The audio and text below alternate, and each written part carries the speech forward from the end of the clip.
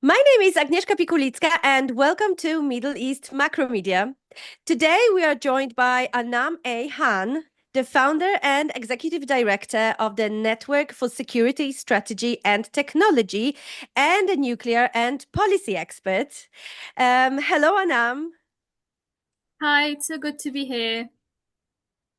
Thank you for joining us. Today, we will discuss Afghanistan-Pakistan relations, regional security trends in South Asia, Pakistan's strategic outlook, and Islamabad's role in regional diplomacy and stability.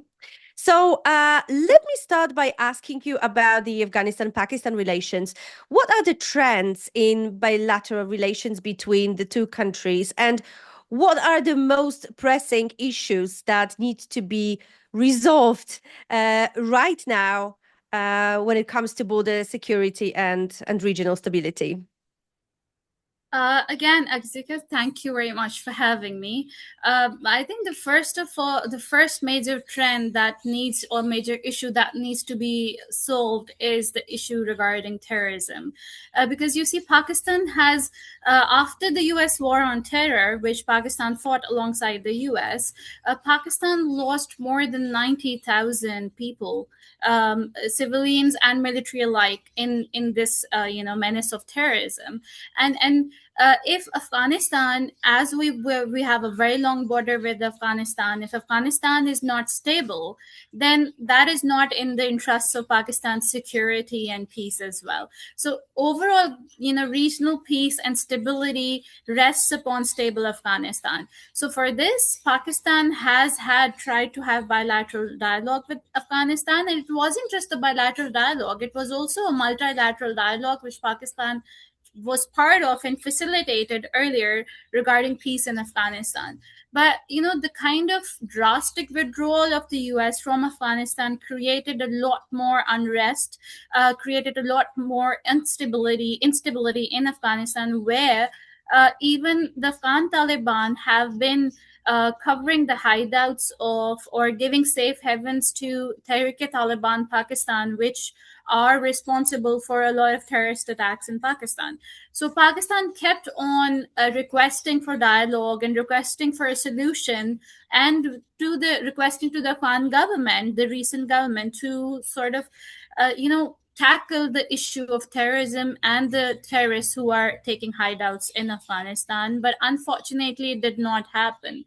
But what happened was the issue of terrorism resurfaced. We saw a lot of terrorist attacks happening, a lot of, you know, really critical terrorist attacks happening in Pakistan, to which then Pakistan started responding militarily within Afghanistan. So I understand. I mean, personally, I think military solution is not a solution to such issues. It has to be a collection of dialogue and other aspects. But for that, both parties have to be cognizant of the fact that they have this convergence of interests where terrorism serves no one and terrorists serve nobody.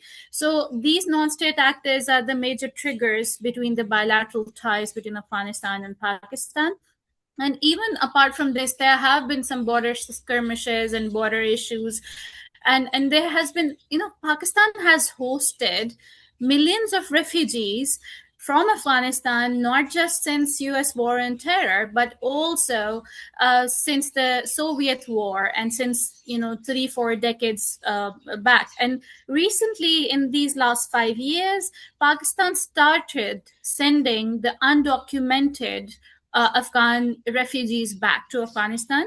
Internationally, that garnered a lot of criticism. However, the world needs to understand that Pakistan is a developing nation. It has its own set of issues. We say that our geography is a blessing, but it's also a curse. Pakistan has a lot of its own population that it has to take care of. And apart from that, we are a developing nation facing energy shortages, food shortages, and all the instabilities that you can think of.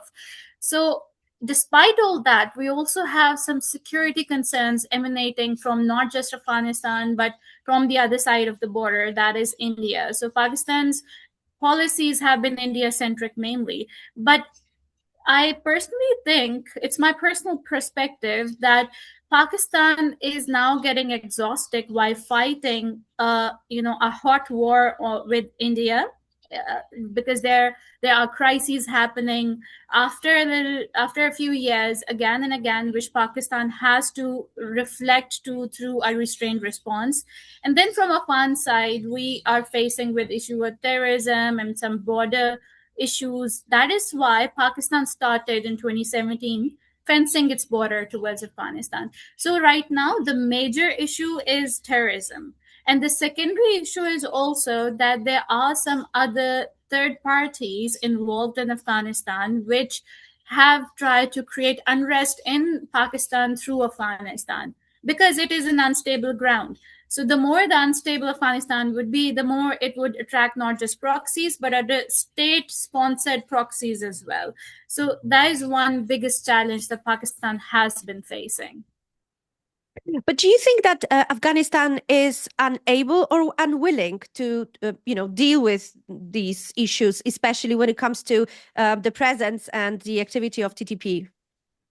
Yeah. So unfortunately, if Afghanistan would, in fact, if Pakistan had asked Afghanistan a number of times, and if Afghanistan was actually serious about taking some stringent measures against Pakistan, Tehrik-e-Taliban Pakistan and other terrorist groups which are operating from within Afghanistan, um, it would not have ended up into a military confrontation or Pakistan's limited military responses in Afghanistan.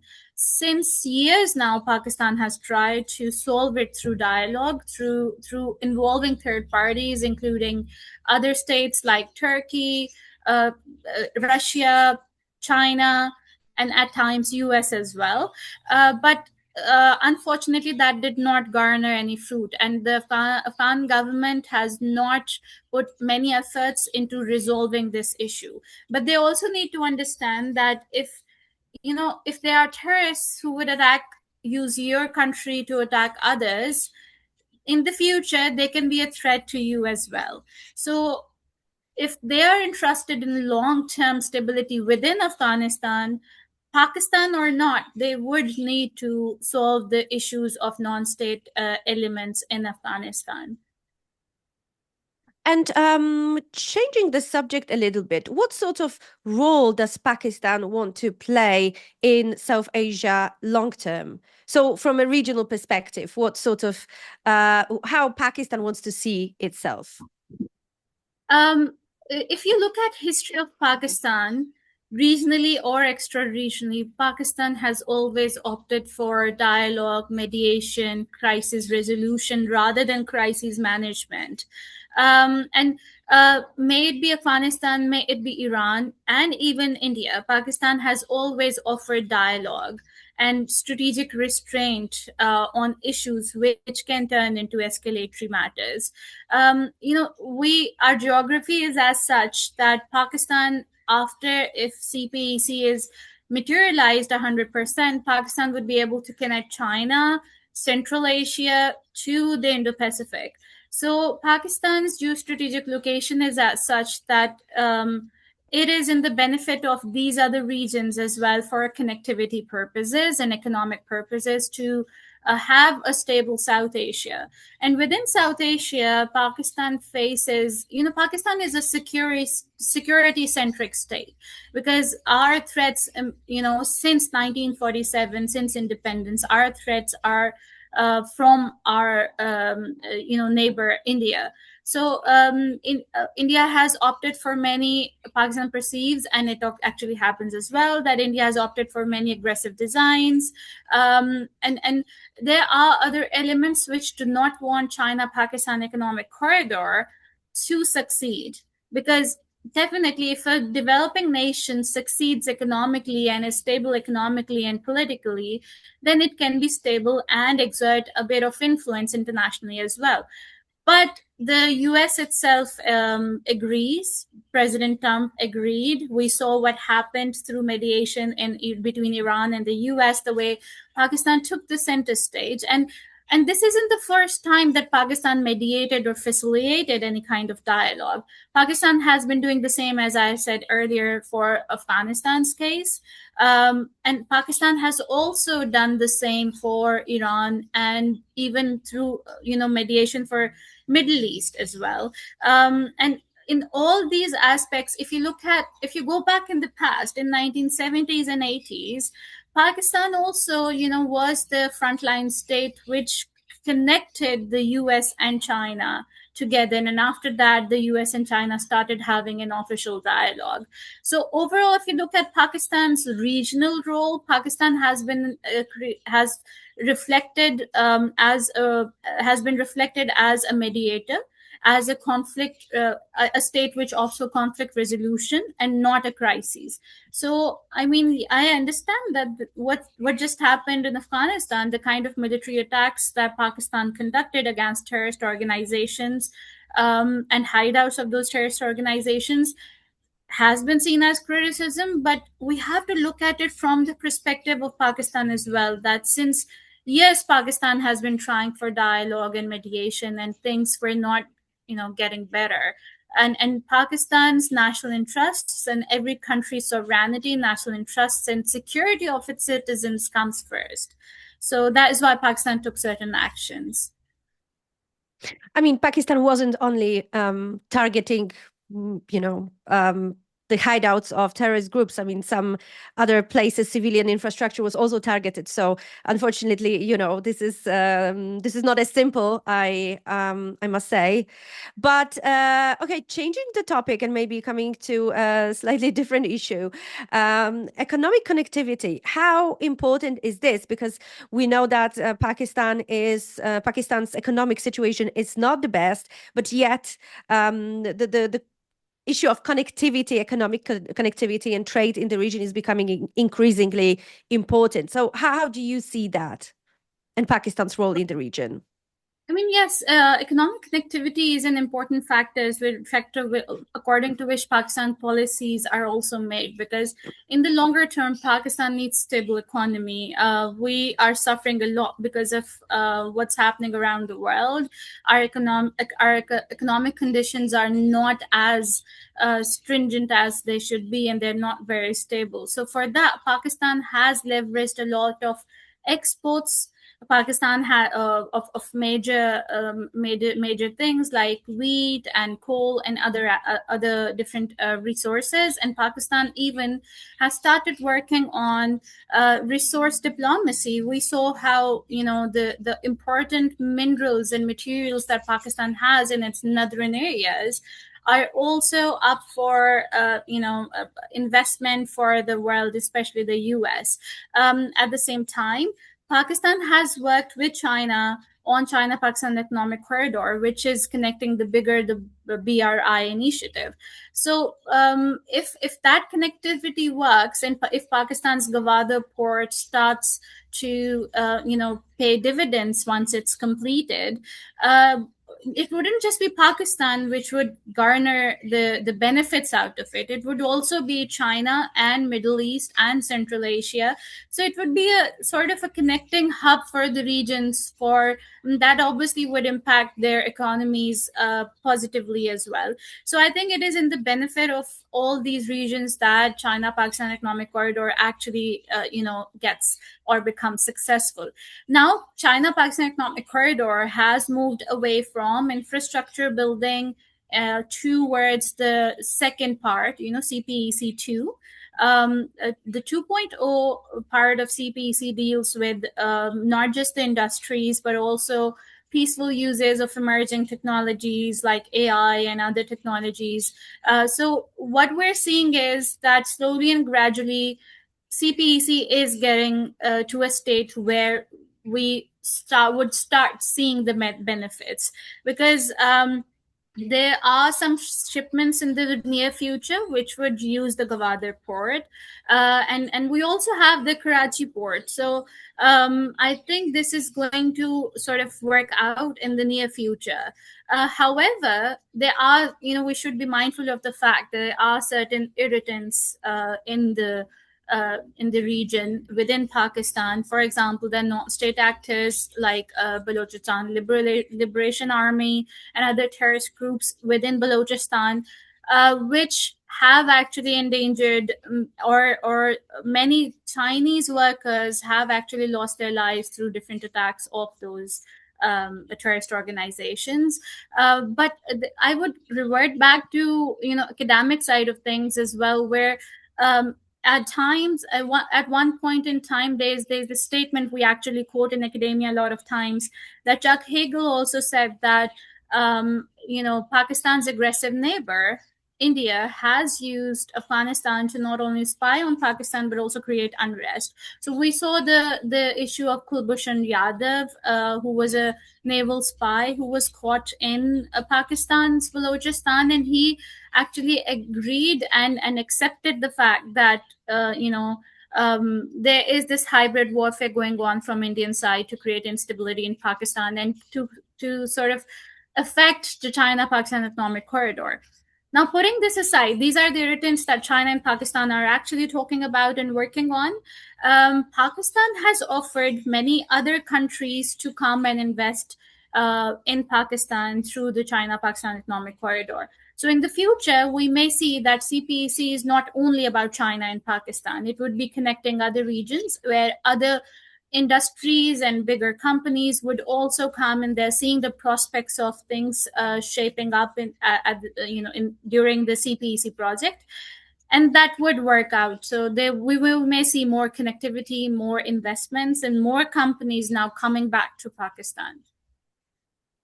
So just to finish, last question. Tell me, I wanted to ask you about the meeting of the Pakistani president and China, the trip to China. So what can we expect from this trip? What can we expect from this meeting?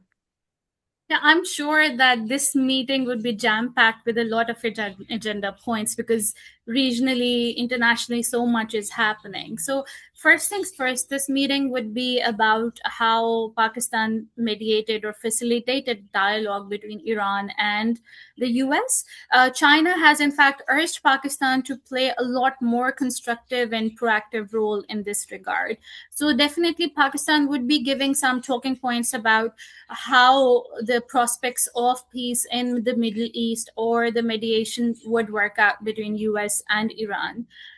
Second point would be definitely about I think personally that since 1970s up till now, Pakistan still has been the middle player, middle power between US and China. So I'm sure when the US delegation came here, it did not just talk to Pakistani leadership, and when Pakistani leadership went to the US, they must have factored in Chinese influence and policy as well. So you would see an indirect connection of those discussions happening as well. And the third aspect would be definitely the ongoing projects, the second phase of China-Pakistan economic corridor. There would be a lot more questions and inquiries, and there would be a lot more explanations from Pakistan's side. And we're going to see that they're going to, toe the same policy lines for the China-Pakistan economic corridor. But when you look at China-Pakistan relationship, it is based in geography. It is based in people-to-people connections. It is also based in, conventional military support and military coordination. We saw in May 2025 crises, Pakistan used a lot of Chinese technology. So another important aspect during this meeting would also be, because of Pakistan's man behind the gun using the technology for successfully during the May 25 crisis, Chinese military exports increased manifold. So I think that would also be a point of discussion where Pakistan may think of getting more Chinese technology, because before Pakistan used this technology, there was this international perception, and even us as practitioners and scholars were told by the Western media and scholars and practitioners that Chinese technology is not good enough, or is not at the same level as that of the US. But that theory changed after the practical use of that technology. So we may see a lot more defense equipment are agreements taking place between Pakistan and India, Pakistan and China, and we would also see that there is going to be a transfer of peaceful uses of emerging technologies, and I'm sure that this meeting would play a bigger dividend in that aspect as well. Perfect. Thank you so much, and yeah, have a good day. You too, have a good day. Thank you so much for having me.